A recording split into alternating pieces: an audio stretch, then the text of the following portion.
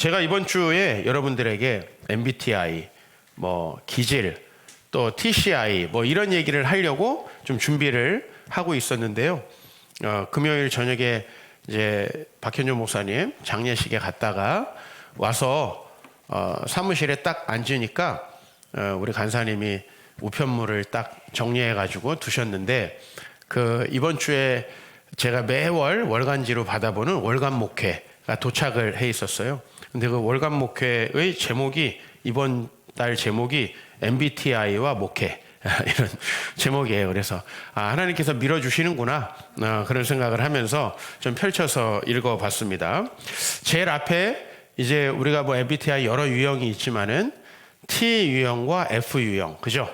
전 잘은 몰라도 하여튼 T하고 F는 알겠더라고요. 근데 그 유형이 T 유형은 합리주의자라고 나오고 F 유형은 로맨티스트로 나옵니다. 그래서 다 좋은 거잖아요. MBTI 16개 유형이 있는데 다 좋아요. 예술가, 학자, 사업가 다 좋은 거예요. 근데 제가 목회를 하면서 20몇 년간 만났을 때는 그 많은 사람들이 MBTI를 따라 혹은 기질 유형을 따라 또 TCI 기질 성격 유형을 따라서 긍정적으로 발달하는 게 아니고 대부분은 망가진다는 거예요. 결혼을 하고 나서 더 좋게 발전하는 사람을 참 찾아보기 어렵고 우리 교회는 비교적 젊습니다. 여러분이 지금 보시다시피 아직 안 망가지신 분들이 많습니다. 그런데 제가 이제 이 오래된 교회들을 가보면은 교회를 다님에도 불구하고 너무 망가진 사람들이 많은 거예요. 너무 안타까운 거예요. 그분의 그 좋은 기질과 특성이 긍정적으로 발현되는 게 아니라 훨씬 그 특징 때문에 부정적인 발현들이 많이 일어나고 제가 이번 주에 이 설교를 준비한 것도 되게 이기적인 목적으로 준비했습니다. 왜냐하면 여러분들이 그렇게 되면 내가 노후가 매우 불행할 것 같은 생각이 드는 거예요. 그리고 아침에 특히 일부 예배 때 우리 청소년들이 예배를 같이 드리는데 부모님이 그렇게 되면 얘들이 너무 힘들 것 같은 거예요. 그래서 제가 우리 마음속에 예수님이 오셨는데 여러분 한 사람 한 사람이 정말 앞으로 인생을 행복하게 살 수 있는 너무나 큰 특권, 우리가 예수 그리스도를 아는 특권을 얻었는데 과연 여러분들이 어떻게 삶이 바뀌어 가고 있는지, 여러분의 배우자는 여러분에게 결혼하고 점점 더 지혜로워지고 나랑 만나서 점점 더 행복한 삶으로 당신이 가지고 있는 그 좋은 기질이 더욱더 빛이 나고 있는지, 아니면 그 모든 것들이 퇴행하고 있는지 한번 우리가 돌아보면서 점검했으면 좋겠다. 더 나이가 들기 전에 그런 생각을 해요. 우리가 T는요 합리적인 판단을 하는 사람이라고 이렇게 유형이 되어 있습니다. 그러나 제가 본 많은 망가진 T들은 비판을 하고 의심하는 사람들이었습니다. 제가 볼 때 F는요 감정을 가지고 가정과 공동체를 따뜻하게 하는 사람인데 히스테리를 부리고 감정의 노예가 되는 사람들이 대부분이라는 거예요. 여러분 왜 이렇게 됐습니까? 하나님이 우리를 그렇게 만드셨습니까? 아닙니다. 우리가 하나님을 알지 못하면 우리는 나이 들어서 망가질 것이 너무너무 분명합니다. 이번 주에 이제 저희가 이 지역에서 무엇을 섬길까 하고 우리 부목사님이 동사무소에 가서 시간을 좀 보내다가 왔습니다. 도와준다니까 굉장히 이제 직원들이 좋아하시면서 어떤 유형의 도움들이 이제 필요한가 우리 교회에서. 그래서 우리 부목사님은 여러분 아시다시피 노인, 유아, 체육 이런 거 잘 하시잖아요. 그런 것도 얘기하고 저는 제가 인문학 또 전공도 했고 또 책도 출판하니까 그런 인문학 강의로도 교양 강좌 섬겨드릴 수 있다 이런 얘기도 하고 오셨고, 그리고 또 그쪽에서는 명절 때 이렇게 섬겨주실 수 있는 부분, 또 이 지역의 가난한 사람들을 위해서 재정적으로 섬겨주시면 다 좋습니다. 근데 제가 마음속에 하나 좀 탁 걸리는 부분이 있는데 그건 뭐냐면 이 지역에 상당히 노인분들 중에 쓰레기를 버리지 않고 집에 모아놓으시는 분들이 많다는 거예요. 그래서 그런 분들을 위해서 청소해 주실 분이 있으면 좋겠다. 그래서 제가 재밌는 생각을 한번 해봤어요. 여러분의 가정을 방문해가지고 제일 더러운 집들을 선택해가지고 그 집에 우리 부부들을 모셔다가 청소를 좀 시켜야 되겠다. 왜? 집에서 안 하니까. 어때요? 좋은 방법입니까? 대신에 제가 불시에 갑니다. 문 여세요. 왜냐면 치워놓을 거에 뻔하니까. 뭐 치워놔도 티는 그렇게 나지 않을 겁니다만은 그런 재밌는 생각을 해보면서 왜 그렇게 많은 노인들이 망가질까? 사실 제가 있었던 지금 서초동에 살고 있지만은 서초동에도 그런 분들이 제법 많습니다. 제가 무슨 일이 있어가지고 남의 집을 방문하게 됐는데 집 안에서도 이렇게 양쪽에 눈이 쌓여 있는 것처럼 통로가 이렇게 나 있어요. 우리가 강원도에서 이렇게 눈이 엄청나게 막 이렇게 올 때는 이렇게 양쪽으로 눈을 치우고 길을 만들어. 그럼 양쪽에 이렇게 눈이 가득 차 있는데 그런 집도 제가 가보고요. 이분들도 결혼할 때는 다 행복한 신부였고 너무나 아름답고 이분들도 학창 시절에는 미래가 촉망받는 분들이셨을 텐데 왜 이분들은 이렇게 되셨을까? 우리는 아닐까라는 생각도 해봐요. 교회에 제가 이제 아주 오래된 교회들을 섬겼었잖아요. 가보면 너무 이상한 분들이 많은 거예요. 왜 교회를 다니는데 뭐 교회 안 다녀서 그렇다는 건 그렇다 치고 왜 이분들은 교회를 되게 오래 다녔는데도 이렇게 공동체에 해가 되는 분들이 많이 있을까? 더 심각한 건 뭐냐면 본인들이 해가 된다는 걸 모른다는 거죠. 이게 진짜 사람 미치는 거 아닙니까? 제가 저희 아내에게 칭찬받는 건 유일해요. 알긴 안 해. 이 지점에서 칭찬을 받아요. 인정은 해서 다행이다. 우리 아내가 사실 인정만 하고 알기만 해도 50%는 고쳐진 거나 다름없고 사실 당하는 입장에서 나 때문에 당신 힘들지 이것만 해도 힘든 게 한 반은 없어진대요. 근데 그거를 모르는 거죠. 내가 이 교회에 꼭 있어야 된다고 생각하고 내가 우리 가정에 한 게 얼마나 많은가라고 생각을 하고 반대로 말하면 당신은 뭘 하는 거냐 이렇게 얘기를 하는 분들이 많을 때 참 마음이 힘들어지죠. MBTI, 기질, 우리 교회는 이제 부부행복학교 할 때 기질 테스트라는 걸 합니다. MBTI는 여러분 아마 다 해보셨을 거예요. 저는 여러분들에게 제 혈액형, 기질, MBTI 말한 적도 없고 난 사실 혈액형 이외에는 해본 적도 없어요. 근데 여러분들은 저를 B형의 담즙질에 ENTP라고 다 얘기를 해주세요. 그러니까 나름대로 지식이 너무 빠삭한 거예요. 근데 여러분이 어떤 사람인지 알면 뭐예요? 그 부정적인 측면만이 계속 강화가 돼서 망가질 텐데 제가 오늘 이런 도발적인 질문을 좀 여러분에게 드리면서 기질이 무엇이고 내가 어떤 유형에 속하는가 보다 훨씬 중요한 건 내가 나도 모르는 사이에 나이가 들면서 긍정적인 방향으로 변해 있구나라는 걸 여러분이 느끼셔야 된다는 거예요. 결혼 이후에 여러분 긍정적으로 변했습니까? 나이가 이 정도 들어가시면서 좀 긍정적으로 변하셨습니까? 왜 우리가 하나님을 가까이 해야 하냐면 여러분은 하나님이 없으면 100% 여러분의 기질에서 부정적인 것들이 발현되고 망가질 수밖에 없기 때문이에요. 어렸을 때 보면 이상한 애들이 별로 없어요. 근데 나이 들면 이상한 사람이 너무 많아요. 왜 그럴까요? 그거는 어린 시절의 아이들은 다 죄인이긴 하지만 그 아이가 아직 사회화되면서 충분히 망가질 만한 시간이 없었어요. 그런데 그 아이들이 왜 성장하면서 망가지느냐 하면 그 아이가 가지고 있는 성격은 다 양면적인 특징이 있죠. 그죠? 우리가 애니어그램을 해도 MBTI를 해도 이 사람이 잘 되면 이런 유형, 잘 안 되면 이런 유형이 되는 거죠. 그렇죠? 잘 되면 사업 성공하는 거고 안 되면 사업 망하는 거죠. 여러분 직장을 안 다니는 사람보다 사업 망한 사람이 훨씬 힘들죠. 왜? 빚도 있거든요. 직장 안 다니는 사람은 빚은 없어요. 그냥 직장 안 다니고 근근히 어렵고 힘들게 주변 사람한테 밥 얻어먹으면서 살면 돼요. 그러나 사업을 여기저기 벌리고 뒤처리를 안 하는 사람, 이런 사람은 정말 가정이 심각하게 되거든요. 그러니까 사업하지 말라는 말씀이 아니고 여러분들에게 사업가의 유형이 주어졌다는 건 되게 좋은 거예요. 그죠? 직장 성공한 거랑 사회 성공한, 사업 성공한 거 둘 중에 하나의 축복을 여러분에게 주신다면 여러분 뭘 하겠어요? 그죠? 네. 근데 왜 우리는 사업을 하다가 망한 사람들만 주변에 많을까라는 거예요. 우리가 하나님과 멀어지면 성격이 나빠진다. 이걸 꼭 기억해야 합니다. 오늘 우리가 그 모델이 되는 인물로서 사울을 좀 여러분들과 살펴보려고 합니다. 여러분에게 있어서 사울은 망가진 그리스도인의 전형이고, 그죠? 정말 불행한 그리스도인. 많은 분들은 저에게 이렇게 물어봐요.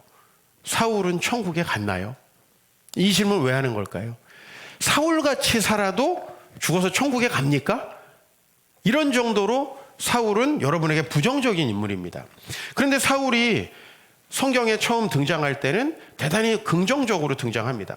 사무엘상 9장 3절, 사울이 아버지 기스가 암나귀들을 잃어버리고 그의 아들 사울에게 너는 일어나 사환을 데리고 가서 암나귀를 찾으라고 했습니다. 여러분, 암나귀를 얼마나 잃어버렸는지 모르지만 한 떼를 잃어버린 것 같습니다. 암나귀 한 떼가 얼마나 소중합니까? 근데 이걸 잃어버리고 어떤 방식으로 찾습니까? 사실 이건 되게 어려운 과제가 주어진 거예요. 여러분들에게 오늘 제가 일부 예배 드리면서 청소년들에게 야, 이거 없어졌으니까 찾아라 그러면 우리 청소년들은 어떡할까? 잘 안 할 것 같아요. 근데 사울은 그 아버지의 말씀에 순종해서 암나귀들을 찾으러 열심히 다녔던 사람이에요. 어때? 여러분들 어렸을 때랑 비교해서 사울이 더 못한가요? 한 가지 더 예가 있습니다. 사무엘상 9장 20절에 보니까 사울이 이제 암나귀들을 찾고 있는데 사무엘이라는 사람이 그를 찾아갑니다. 그래서 너 암나귀는 찾았다. 사실 중요한 건 우리가 왕을 찾아야 되는데 온 이스라엘이 사모하는 사람이 바로 누구겠느냐? 너처럼 아버지를 위해서 순종하고 너처럼 좋은 성품을 가지고 있는 너처럼 겸손한 사람을 하나님은 찾고 있는 거 아니냐? 이런 얘기예요. 그래서 온 이스라엘이 사모하는 자가 누구냐? 너와 내 아버지의 온 집이 아니냐? 사울이 대답하되 나는 이스라엘 지파의 가장 작은 지파 베냐민 사람이 아닙니까? 또 나의 가족은 베냐민 지파 중에 가장 미약하지 않습니까? 당신이 어찌하여 이렇게 말씀합니까? 이런 겸손함, 하나님 앞에서 참 좋은 성품을 가지고 있었죠. 그래서 이 사람이 왕이 됩니다. 왕이 됐을 때의 지지도는 지금 윤 대통령보다 훨씬 낮았어요. 왜냐하면 이 말씀을 읽어보면은 불량배들이 저게 뭔데 왕이 되느냐라고 하면서 사울을 인정하지 않았어요. 그런데 사울이 겸손하게 하나님 앞에서 왕이라는 사명을 받아들고 어떤 일이 생겼냐면 요단강을 건너서 사울은 요단강 서편에 살던 사람인데 요단강의 동편에 이방인들의 침입을 받아가지고 사람들이 눈이 뽑히고 발목 힘줄이 끊어지는, 요새 말하면 아킬레스건을 끊어버리는 거죠. 그렇게 심각하게 이스라엘 백성들을 괴롭히는 암몬의 왕이 이제 쳐들어왔다라는 소식이 들려온 거예요. 여러분들은 골리앗과 싸우기를 거절했던 그 사울이 기억나겠지만 사울은 먼저 이 겸손할 때 마음속에 의로운 분노가 일어납니다. 네? 그래서 자기 사명을 다 감당하는 거예요. 제가 여러분에게 늘 강조하는 거 있잖아요. 그리스도인으로 주님이 하라고 하지 않는 것을 여러분 안 한 것을 가지고 만족하지 말고 주님이 하라고 하신 것을 하지 않고 있는 거에 대해서 생각해라 이거예요. 우리가 5달란트, 2달란트, 1달란트 받은 사람 중에 하나님이 1달란트 받은 사람을 책망한 이유는 그가 도덕적이고 윤리적인 범죄를 저질렀기 때문이 아니라 하나님이 주신 걸 가지고 아무것도 안 했기 때문이에요. 아무것도 안 하는 게 가장 큰 문제라는 거예요. 근데 사울은 안 할 수도 있죠. 위험하니까. 그러나 그 일을 감당해서 그 암몬 사람들을 무찌르고 나라를 지켜줬습니다. 여러분 나중에 사울이 너무나 불행하게 죽거든요. 그럴 때 사울을 아무도 장례를 안 해줬어요. 근데 이때 누가 장례를 해줬냐면 바로 이때 구원받은 사람들이 장례식에 참여해서 사울을 장례를 치러줬어요. 그 정도로 사울은 처음에 괜찮았던 사람이에요. 우리 모두가 어렸을 때 괜찮은 것처럼 보였듯이. 그런데 15장에 가면은 사울이 하나님의 말씀과 멀어지는 장면이 나옵니다. 그가 아무것도 없을 때는 겸손하고 하나님께 의지했습니다. 그런데 이제 그가 암몬을 무찌르고 지지율이 높아집니다. 요새 우리로 말하면 30%대 지지율 가다가 50%, 60%, 70%로 지지율이 올라가는 겁니다. 그랬을 때 이제 사울은 자기의 능력에 집중하기 시작했고 자기에게 집중하기 시작한 거예요. 여러분들 청년 때 우리 신앙 얼마나 순수합니까? 순수해 보이는 거긴 하지만 그런데 직장을 딱 얻게 되면요, 신앙 때문에 직장 생활을 하는 게 아니라 직장 생활 때문에 신앙을 팔아먹는 일이 벌어집니다. 월급을 하나도 받지 못하고 경제적으로 어려울 때는 하나님께 내 모든 것을 드리리 찬양하다가 우리가 돈을 벌기 시작하면은요, 돈을 잃어버리는 게 하나님을 잃어버리는 것보다 훨씬 중요하게 되죠. 사울이 딱 그런 거예요. 왕권이 확립되고 자기가 뭐쯤 되었다고 생각하니까 이제 하나님의 말씀보다는 내가 어떻게 권력을 지킬까. 여러분, 권력을 지키려면 뭐가 필요하죠? 돈이 필요하죠. 역사적으로 왕들은 항상 부정축제를 할 수밖에 없는 게 사람들은 돈을 줘야 움직이잖아요. 돈을 줘야. 그래서 우리가 로마의 유명한 율리우스 카이사르, 그 사람은 빚을 지는데 천재적인 사람이었죠. 그죠? 빚을 지고 안 갚는데 굉장히 천재적인 사람이었는데 그 빚을 이용해가지고 많은 사람한테 시혜를 베풀어가지고 높은 자리에 올라갔습니다. 그냥 그 사람이 높은 사람이 된 게 아니죠. 사울은 아말렉과의 전쟁에서 싸워서 승리하게 해줄 테니 아무것도 취하지 말라라고 했지만 돈에 눈이 어두웠어요. 왜요? 그 돈은 권력을 유지할 수 있는 되게 좋은 도구이기 때문에 그렇죠. 그래서 사무엘상 15장에 사울이 이렇게 이야기를 합니다. 어찌하여 왕이 여호와의 목소리를 청종하지 아니하고 탈취하기에만 급해졌는가? 여러분, 우리가 왜 악한 일을 행하는가? 왜 하나님이 기뻐하시지 않는 일을 행하는가? 그거는 여러분의 계산이 거기에 들어가기 때문이에요. 여러분의 생각이 거기 들어가기 때문이에요. 조금 더 이걸 확장시키면 그렇게 여러분이 생각과 계산을 하기 때문에 망가지기 시작한다는 겁니다. 여러분은 막 쓰레기 안 버리는 분, 자기 고집 부리는 분, 소리 지르는 분, 이상한 짓 하는 분, 막 지하철에서 마스크 안 쓰는 분, 막 이런 분들 되게 이상한 사람이라고 여기죠. 우리 중에 그런 사람이 나오는 겁니다. 우리는 자꾸 우리가 그런 사람이 아닐 거라고 생각을 하는데 우리 중에 그런 사람들이 나오는 거죠. 교회를 힘들게 하고 어렵게 하고 나중에 교회를 파괴하는 사람도 어차피 우리 교회 성도 중에 나옵니다. 그렇지 않습니까? 다른 교회 사람이 교회를 들어가서 파괴하는 게 아니에요. 그 교회 담임 목사, 그 교회 장로, 안수집사, 그런 사람들이 보통 그 교회를 파괴하는 거죠. 우리가 망가지면 그렇게 된다는 겁니다. 사울은 마찬가지입니다. 왕권을 지키기 위해서 돈이 필요하니까 하나님이 취하지 말라. 노략물, 즉 전쟁에서 승리한 전리품을 챙기지 말라고 했는데 전리품을 챙깁니다. 자, 하나님의 말씀보다 뭐가 더 자기에게 우선하게 되냐면 계산, 자기의 생각이 더 우선합니다. 우리 중에 아닌 사람이 많이 있을까요? 네. 자녀를 낳고도 여전히 마음이 순수한 사람이 있을까요? 돈을 벌고도 여전히 하나님 앞에 순수한 믿음을 갖고 있는 분이 얼마나 있을까요? 중요한 것은 우리가 그렇게 하나님의 말씀과 멀어지니까 마음에 두려움이 생기기 시작해요. 골리앗과 다윗이 싸우는 장면에서 우리는 다윗에게 집중을 하지만 오늘 사울에게 한번 집중해 보죠. 10장에 보면은 그 블레셋 사람이 또 이렇게 이야기를 한다고 되어 있습니다. 여기 블레셋 사람은 골리앗입니다. 내가 오늘 이스라엘 군대를 모욕했으니까 사람을 보내어 나와 더불어 싸우게 하라 하고 누구든지 나오라고 얘기를 합니다. 그리고 뭐라고 얘기했냐면 이스라엘 군대 그리고 그의 하나님을 모욕한 거예요. 왜 이렇게 했겠어요? 그러면 나오겠지. 적어도, 그죠? 우리 옛날에 막 싸우다 안 되면 엄마 아빠 욕하잖아요. 그러니까 이방인들은 이렇게 하나님을 모욕하면 적어도 저 사람이 반응을 할 거라고 생각하는데 11절 보면 사울과 온 이스라엘이 블레셋 사람의 이 말을 듣고 놀라 크게 두려워하니라 이렇게 되어 있어요. 성경은 골리앗이 엄청난 인물이기 때문에 사울이 나가지 않은 게 아니고 그가 하나님과 멀어지니까 마음의 계산과 두려움이 생기기 시작했다는 거죠. 다시 처음으로 돌아가서 사울은 원래 어떤 사람이었죠? 눈을 뽑아버리고 발목 힘줄을 끊어버리는 암몬 왕 나하스와 대항해서 이스라엘을 구원했던 사람입니다. 그러나 이 사람이 지금 점점 망가지고 있는 모습을 우리가 보게 됩니다. 하나님과 멀어지면 겸손한 사람은 자기 비하를 하는 사람이 됩니다. 그 장면을 한번 볼까요? 사무엘상 18장 8절 같이 읽겠습니다. 시작. 다윗에게는 만만을 돌리고 내게는 천천만 돌리니 그가 더 얻을 것이 나라 말고 무엇이냐.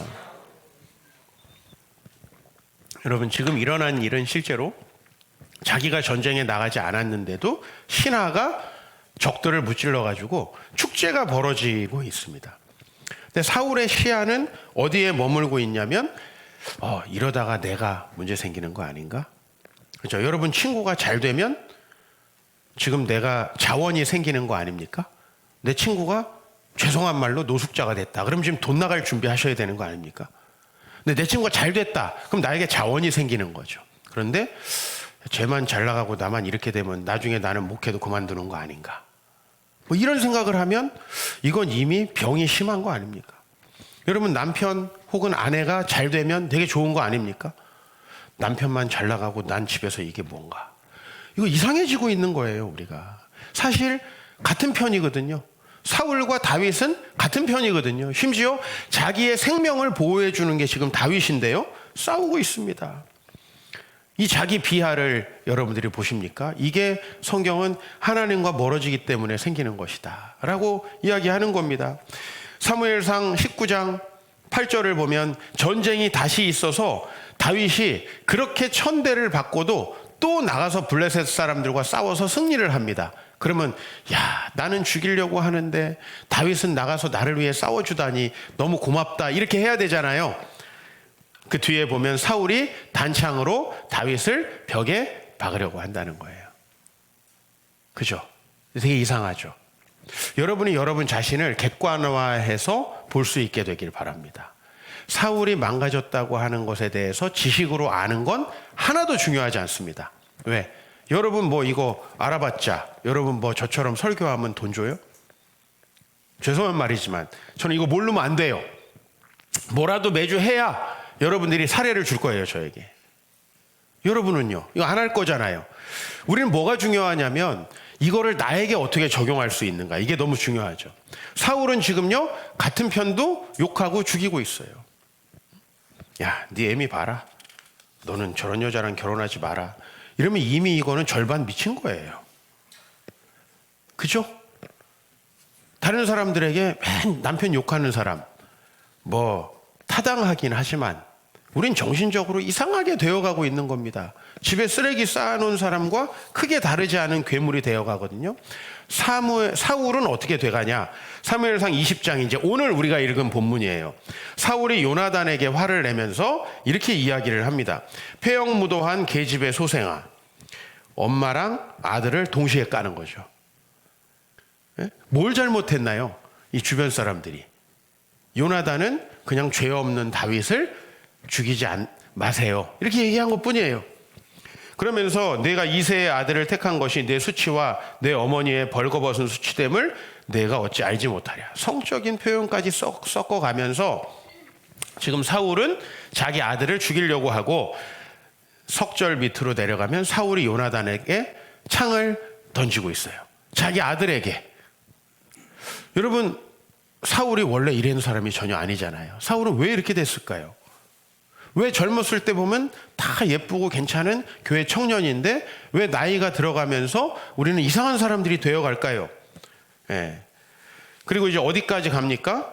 하나님이 아무리 기도해도 안 도와주시는 것 같아요. 사울의 마음속에는 계속 두려움이 가득하고 미래, 노후 걱정이 계속돼요. 어떡하지? 내 왕권을 뺏기면 어떡하지? 이런 걱정이 계속돼요. 그래서 이제 굿을 하게 됩니다. 사울이 신하들에게 나를 위해 신접한 여인을 찾아라. 내가 그리로 가서 그에게 물으리라 라고 하는 거죠. 사람이 이 정도까지 망가져요. 그렇기 때문에 사람들이 항상 이런 사람도 천국 가나요? 라고 질문하는데 항상 사울이 나오는 건데, 사울은 적어도 젊었을 때 저와 여러분보다 훨씬 훌륭한 사람이었다는 걸 꼭 기억해야 돼요. 우리 교회에서 사울보다 나은 사람 없어요. 훨씬 훌륭한 사람이에요. 그럼에도 불구하고 사울이 왜 이렇게 되었느냐? 그것이 바로 하나님과 멀어지면서, 그분의 말씀과 자연스럽게 멀어지면서. 왜 멀어졌어요? 왕으로 바쁘고 해야 될 일이 많고 자기가 소중하게 여기는 게 많으니까 그거에 집착하다 보니까. 하나님을 가까이 하지 않으면 어떻게 됩니까? 저하고 부부행복학교 하신 분들이 많이 계시고 또 아마 기질 테스트 받아보신 분들 많을 겁니다. 두 다혈질이 만난 가정 무질서의 끝판왕이 된다고 책에 나와 있어요. 책에. 우울질은요, 우울질은 항상 비판을 하게 되죠. 우울질이 이제 하나님을 안 만나게 되면은 자기 죄를 보지 못해요. 그러니까 주변 사람을 계속 비판하게 돼요. 어때요? 사실 수 있겠어요? 한 10년은 뭐 참을 수 있고 군대 2년은 참을 수 있어도 평생 같이 살긴 어려울 겁니다. 우울질은 나중에 자기 혼자만 남아요. 다 비판하고 자기가 가장 선한 사람이라고 생각하죠. 담즙질, 제가 담즙질입니다. 여기 막무가내 고집불통이 되는 거죠. 그죠? 자기 하고 싶은 대로 지 맘대로 하다가 이제 비참하게 끝나는 사람. 조맥질은요, 저희 와이프. 아무것도 이루지 못하고 내가 한 게 뭐 있나. 인생 돌아보면 아무것도 한 게 없어요. 이런 사람이 된대요. 책에 나오는 거예요. 정신과 의사 선생님들 요새 강의를 많이 해요. 그래서 이번 주에 한 정신과 의사 선생님 강의를 들어봤더니 대한민국에 정신과를 한 번이라도 찾았던 사람이 2,200만 명이래요. 그러니까 지금 대한민국의 인구의 한 40% 정도 되는 사람들 이상이 지금 정신과를 한 번이라도 찾았다. 그러면서 정신과를 하고 있는 우리한테는 좋지만 이거 너무너무 심각한 현상이다. 얘기하는 거죠. 그죠? 영혼의 감기인데 다 가는 거 아닙니까? 여러분 그렇게 쉽게 생각해서는 안 되죠. 그죠? 우리가 그렇게 정신과를 찾고 상담센터를 찾을 수밖에 없다는 건 되게 심각한 거라고 여러분들이 아셔야 됩니다. 그렇다고 쟤 심각하네 이렇게 하지는 말라는 거죠. 그러나 지금 2,200만 명이 이렇게 정신과 치료 혹은 상담을 받아야 되는 상황이라는 거예요. 이 정신과 의사 선생님들이 요새 사람 성격을 파악할 때 하는 검사가 TCI 검사였대요. TCI는 영어로 Temperature and Character Inventory인데, 그러니까 Temperature라는 말이 사실 우리가 타고나는 기질과 가장 가까운 단어죠. 어떻게 보면 Character, Personality는 조금 바뀔 수 있는 영역이라고 치고, 우리의 Temperature는 잘 바뀌지 않죠, 그죠? 근데 그 템퍼레처에 4가지 유형이 있더라고요, 이 검사에. 하나는 자극 추구 유형이에요. 자극 추구. 두 번째는 위험 회피. 세 번째는 사회적 민감성. 네 번째는 인내력. 이 4가지의 항목이 있고요. 이 항목에 각각 장점이 있어요. 자극 추구 유형은 창의적이에요. 남들이 하지 못하는 일들을 잘 시도하는 특징이 있어요. 위험 회피 유형은 신중하고 미래에 생길 위험과 문제들을 잘 미리 간파해서 현명하게 계획을 세워가는 특징이 있고요. 사회적 민감성 유형은 쉽게 말하면 센스, 공감 여기 굉장히 높은 사람이죠. 그리고 인내력을 가진 사람은 잘 참고 견디는 사람입니다. 근데 이 사람들이 대체로 이제 나이가 들면 어떻게 돼가냐면 자극추구 유형은 항상 이상한 짓을 하고 결과가 나오지 않는, 위험 회피 유형은 변화를 거부합니다. 변화를 거부해요. 저는 이 교회들을 굉장히 많이 가보잖아요. 그죠? 적어도 일주일에 목사님들 한 4-5명하고는 신방을 하는 것 같아요. 목회하는 것도 아닌데. 그리고 교회들을 실제로 방문하기도 합니다. 근데 제일 가서 제가 다시 가기 싫은 교회가 있어요. 그건 뭐냐면 40년 전, 50년 전하고 똑같은 거예요. 건물도 똑같고 시스템도 똑같고 여전히 구역 예배 드리면서 이런 변화가 전혀 없는. 여러분 사회가 얼마나 빨리 변하죠? 여러분 기업이 어떻게 하면 망해요? 그냥 가만히 있으면 망해요. 무슨 오너 리스크, 여러분 오너 리스크보다 훨씬 위험한 게 아무것도 안 하는 거예요. 그죠? 아무것도 안 하면 그냥 자동 망해요. 오너 리스크는 어떻게 대처라도 가능하지. 그러니까 사실은 위험 회피 유형이 하나님을 만나지 못하면 아무 변화도 시도하지 않는 유형이 되는 거죠. 사회적 민감성 유형이 망가지면 어떻게 되겠어요? 남편 눈치 보고 아내 눈치 보고 세상 눈치 보고 사람들 눈치 보다가 신앙생활 못하게 돼요. 세상에 어느 누가 잘하세요 이렇게 해주는 사회가 어디 있습니까? 우리나라 기독교인이 10몇 %밖에 되지 않죠. 되게 소수입니다. 그죠? 공감해 주는 것과 눈치를 보는 건 동전의 양면 같은데 이렇게 눈치를 보는 유형이 된다는 거예요. 마지막으로 인내하고 잘 참는 사람은 이제 하나님이 없는 상태로는 어떻게 되느냐? 그냥 참는 거예요. 그냥 견디는 거예요. 그렇다 보니까 항상 쩔어 있어요. 우리가 사람을 보면 되게 착하고 성실해 보이는데 하나도 안 기뻐 보이고 쩔어 보이는 사람이 있어요. 이렇게 되는 거예요. 왜? 인내심이 그 사람의 기질인 거예요. 그래서 그 사람 잘 참아요, 원래. 근데 참아서 이게 긍정적인 방향으로 변화된다든지 참아서 어떤 소망이 있는 게 아니에요. 그냥 참아요. 한이 되게 많이 쌓이겠죠. 힘들고 지치신 분 건드리면 어떻게 돼요? 네, 폭발하죠. 중요한 건 뭐냐면 여러분 어떤 유형으로 태어났고 내 성격이 어떤지는요 검사 안 해도 시간이 지나면 어느 정도 알게 돼요. 근데 중요한 건 뭐냐면 여러분이 하나님을 안 만나면 대부분이 아주 나쁜 상태로 내가 변화된다는 거예요. 하나님께 매달리는 사람들은 그 심각성을 아는 사람들이에요. 아, 나는 기도하지 않으면, 나는 하나님께 매달리지 않으면 망가질 수밖에 없어. 이렇게 무질서한 삶이 될 수밖에 없어. 늘 자극만 추구하지 책임지지 않는 사람이 될 수밖에 없어. 그런 내가 가장일 때 우리 가정은 너무너무 힘들 수밖에 없고, 가장이 그런데 어느 아내가 아이고 우리 훌륭한 남편, 에베소서 말씀에 남편에게 순종하라 그랬으니까 순종해야지. 쉽지 않습니다. 마리아도 쉽지 않아요. 쉽지 않은 거예요. 예. 무슨 성경에 나왔는데 성경에 나온 거 다 지키면 뭐 이 땅에 목회를 할 필요가 없죠. 좋아질 것인가 나빠질 것인가, 이제 여기에 우리의 핵심이 있습니다. 하나님을 가까이 하는 부부는요 점점 좋아집니다. 원래 부부라는 건 맞기 때문에 결혼하는 거예요. 근데 결혼하면 여러분 대부분 안 맞다라고 호소를 해요. 너무너무 정 떨어진다, 도저히 못 살겠다. 이혼하면 똑같은 사람을 만나게 되어 있습니다. 왜? 우리는 그런 유형의 사람에게 끌리는 거예요. 여러분 지금 와이프, 남편 그려보세요. 나는 그런 유형의 사람에 끌린다 하면은 아닙니다 목사님, 그때 제가 뭘 몰라가지고 잘못 결혼한 겁니다, 이렇게 부정하고 싶을 거예요. 근데 분명히 그런 유형하고 결혼하게 돼 있습니다. 예. 좋아하는 이유가 있거든요. 근데 하나님을 가까이 하면요 늘 나와서 자신의 문제를 발견해요. 내가 이러이런 부분이 있어서 우리 아내가 참 힘들겠구나. 저는 제 행동이 변화되지 않아도 이 말로 거의 먹고 산 사람이에요.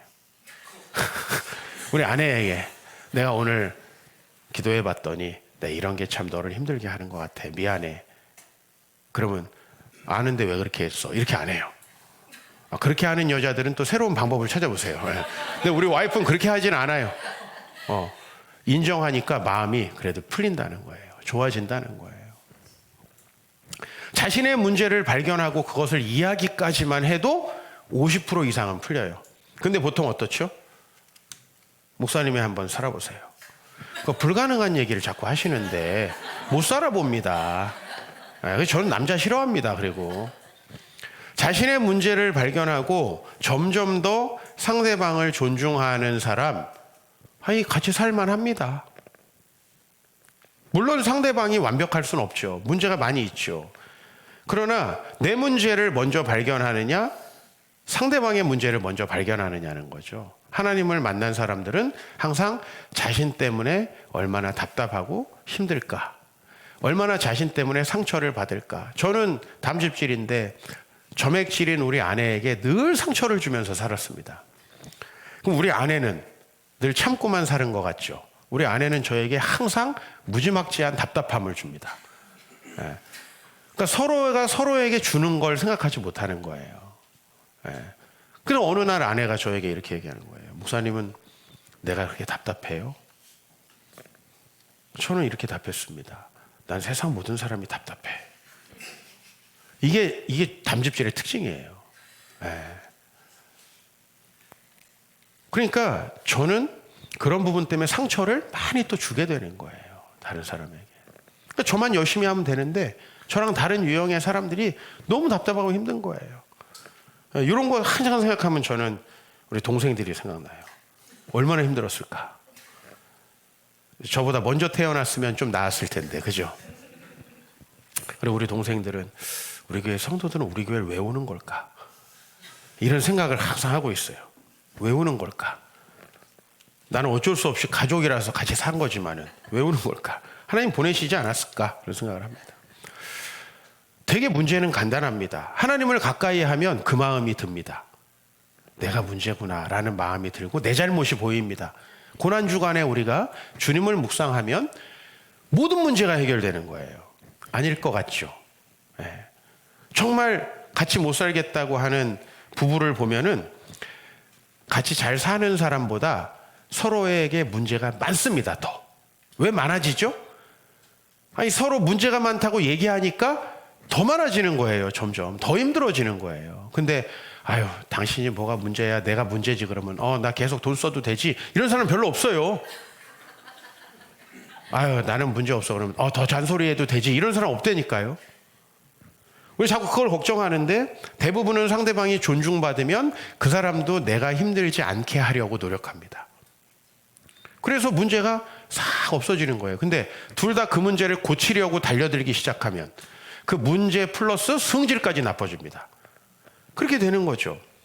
저는 이번 주 이제 이 말씀 준비하면서 챗 GPT, 요새 뭐 4.0까지 나와가지고 뭐 유발 하라리, 뭐 일론 머스크 이런 사람들이 이제 인류를 위해서 이거 개발 중지해라 막 이런 얘기도 하고, 나 왜 이렇게 오지랖을 떠는지 모르겠어요. 어떤 기계가 나와도 우리 망하지 않습니다. 예. 근데 챗 GPT가 요새 유행이잖아요. 저는 이제 챗 GPT인데, GPT가 이제 제너러티브, 그 다음에 프리트레인드, 트랜스포머잖아요. 제너러티브, 좀 생성한다는 데 굉장히 이번 주에 일주일 동안 생각을 많이 했어요. 이 AI가 왜 과거에는 안 됐고 챗 GPT부터 되기 시작했느냐? 알고리즘을 자기가 스스로 학습해서 데이터를 축적하도록 이렇게 바꾼 거예요. 그러니까 외부에서 데이터를 넣어주고, 고양이 사진 100개, 강아지 사진 100개 구별하라 그러면 구별 못해요. 왜? 눈, 코, 입 있고 다리 4개고 어떻게 구별을 하죠? 그런데 스스로가 문장, 다양한 자료들을 학습할 수 있게 되었을 때 챗 GPT의 특징은 뭐냐면은 어떤 말을 할지 우리가 예상이 안 되죠. 대화라는 게 그렇잖아요. 기본적으로 내가 뭘 입력하면 뭐가 뜨겠구나. 근데 그게 아니라 전혀 다른 단어를 얘기한다는 거예요. 여러분들이 이렇게 한번 해보세요. 나의 문제는 무엇일까? 예? 이렇게 하면 챗 GPT는 잘 답을 못해요. 네, 이제 이렇게 답을 하는 거예요. 너가 우리 교회 담임 목사 이종필이라고 한번 생각을 해봐. 나에게 뭐라고 말할까? 하고 엔터를 치면은 거의 정확하게 이야기를 해줘요. 왜? 얘가 내 설교문을 다 학습했고 내 책을 다 학습했거든요. 나한테 욕먹지 말고 거기다가 얘기해보세요. 나는 목사가 아닙니다. 아니, 그렇게 생각하지 말고 이제 대화를 이렇게 하는 거예요. 나 목사라고 네가 목사라고 생각해봐. 그리고 특히 이종필 목사라고 생각해봐. 책 이런 거 쓴 사람이야. 그리고 지금 나에게 뭐라고 말하겠니? 그러면 거의 내가 얘기해주고 싶은 얘기를 할 거예요. 챗 GPT가 그래서 이제 지금 굉장히 뜨고 있는 겁니다. 근데 여러분, 제가 여기서 어떤 얘기를 하고 싶으냐면, 여러분의 신앙이 좀 제너러티브 해줬으면 좋겠다. 이 성경 말씀을 배우고 사울이 이렇게 나쁜 놈이었구나. 나쁜 놈. 이렇게 하고 끝나고, 혹은 이거 딱 우리 남편이네. 아이씨, 언제 변하나. 이렇게 끝나면 아무 소용이 없다는 거예요. 그죠? 막 욕하는 남편 지금 생각나죠? 막 폐악무도한 계집애 소생아 하면서 막 이렇게 하면 우리 남편이구나. 이거는 AI보다 못한 인간이에요. 챗 GPT 4.0이 차라리 나요. 대화를 하지 마. 그런 와이프하고는 우리 남편들 채팅을 하세요. 네가 우리 아내라고 생각해봐. 내가 이번 주에 기념일을 못 챙겼어. 어떻게 해야 되니? 엔터. 이게 나요. 그럼 답이 나와요. 다. 그냥 죽어라. 뭐 이런 답이 나올 거예요 아마. 무지막지한 욕이 나올 테니 떠나라. 뭐 이런 얘기를 할 수도 있어요. 근데 이 챗 GPT는 뭐냐면 그 많은 문장들을 학습해가지고 이제 그 어떤 문장들이 가장 확률적으로 잘 연결되는가. 예를 들면 하나님을 가까이 하면 엔터 치면 이렇게 될 것이다. 이런 것들이 연결되는 거예요. 챗 GPT의 특징은. 그러니까 저는 다윗이 얼마나 위기 상황에서 하나님을 경험하고 신앙이 제너러티브, 생성적인지. 시편 23편을 보면 이렇게 돼 있어요. 내가 사망의 음침한 골짜기로 다닐지라도 해를 두려워하지 않을 것은 주께서 나와 함께 하심이라. 해본 거죠. 해본 거예요. 지금 사망의 음침한 골짜기, 내가 죽을 수밖에 없는 위기 가운데 있는데 나는 어떻게 해야 될까? 하니까 하나님을 위해서 싸워봐. 싸웠어요. 그랬더니 하나님께서 그 다음 구절, 내 원수의 목전에서 나에게 상을 차려주시고 내 머리에 기름을 부으시고 내 잔을 넘치게 해주셨어. 이걸 경험하는 거예요. 그러니까 생성적이죠. 사실 성경에 일어난 사건은 여러분에게 그대로 일어나지 않습니다. 그러나 여러분이 또 골리앗과 같은 적을 만났을 때, 또 내가 시기하고 질투하는 그런 사람들을 만났을 때 다윗과 같이 행동하기로 결정하고 해보는 거예요. 그러면 여러분만의 스토리가 생기는 거죠. 그게 제너러티브라는 거예요. 우리 신앙이 왜 화석화되고 안 변하냐면 여러분 성경 지식 이외에 아무것도 안 하는 거예요. 근데 진짜 우리의 신앙이 성장할 때는 이럴 때 내가 어떻게 해야 되는가 라고 하고 하다 보면 이 고백을 할 수 있는 거죠. 근데 다윗은 사망의 음침한 골짜기로 다녀도 주님께서 함께 해주신다는데 난 언제 함께 할까? 이렇게 하니까 안 되는 거예요. 여러분이 배웠던 말씀, 들었던 생각, 경험들을 가지고 새롭게 인생을 조합해내는 거예요. 내가 직장에서 이렇게 한다면, 이렇게 하나님의 말씀을 지킨다면, 내가 가진 것을 가지고 이렇게 하나님 나라를 위해서 쓴다면 하나님께서 이렇게 할 거야 라고 하는 것대로 해봤는데 진짜 그럴 때 이제 이런 고백이 나올 수 있게 되는 거죠. 이런 고백을 가진 사람은 아무도 감당할 수 없습니다. 왜? 두려움 없이 계속 전진할 것이고 하나님이 대신 싸워줄 거기 때문에. 그러나 이 두려움을 한 번도 극복해보지 못한 사람, 항상 모든 신앙에 자기의 틀을 딱 거놔요. 나는 그냥 주일 성수까지, 나는 그냥 이거 받은 월급에서 한 11조 한 몇십만 원 하는 것까지, 나는 딱 여기 일주일에 봉사활동 한번 하는 것까지, 난 딱 성가대까지, 난 찬양팀까지, 이렇게 해놓은 분들은 그 이상으로 절대 넘어가지 못해요. 여러분의 신앙은 생성되지 못합니다. 관계에 있어서도 변화되고 품고 기도해보자. 아침에도 가정에 심각한 위기에 있는 분이 일베에 오셔가지고 예배 사이에 좀 상담을 했습니다. 아무것도 안 될 것 같대. 그리고 같이 살면 이 문제가 끊임없이 반복될 것 같대요. 그런 생각이 들죠, 사실. 힘드니까 지금 거기까지 간 거죠. 그러나 하나님께 매달려 봤니? 정말 하나님께 매달리고 하나님께서 변화시켜 주시는 것들을 경험하면 정말 놀라운 기적이 일어난다는 거죠. 이게 생성적인 거거든요. 하나님을 가까이 하셔야 합니다. 그러면 여러분의 기질이 아름다운 방향으로 변합니다. 여러분의 어떤 성격도 좋은 겁니다. 점액질 아내이기 때문에 저랑 살아주는 겁니다. 근데 우리 아내가 그 얘기를 정말 많이 합니다. 나니까 살아주는 거라고. 정말이에요. 이 얘기는 거의 시간만 있으면 합니다. 근데 저는 인정합니다. 맞잖아요. 점액질의 모든 여자가 사실 살아줄 수 있겠지만 저는 그렇지, 당신이니까 나랑 살아주지 라고 얘기를 합니다. 우리 아내도 점점 더 이해심이 높아지는 것 같고, 저희 아내가 저를 보면서, 저는 되게 목적지향적이고 뭔가를 결심하면 마치잖아요. 그런 것들을 또 함께 해나가면서 본인도 끝을 내고 점점 더 저의 장점을 또 받아들이려고 하고, 그러다 보니까 우리 가족이 좀 풍성해지는 것 같습니다. 나이가 들수록 장점이 부각되어야 존경받는 사람이 돼야 우리가 서로 행복할 수 있습니다. 여러분, 자녀를 사랑한대요. 자녀를 사랑하기 위해서 저 나쁜 배우자랑 떨어뜨려 놓고 싶대요.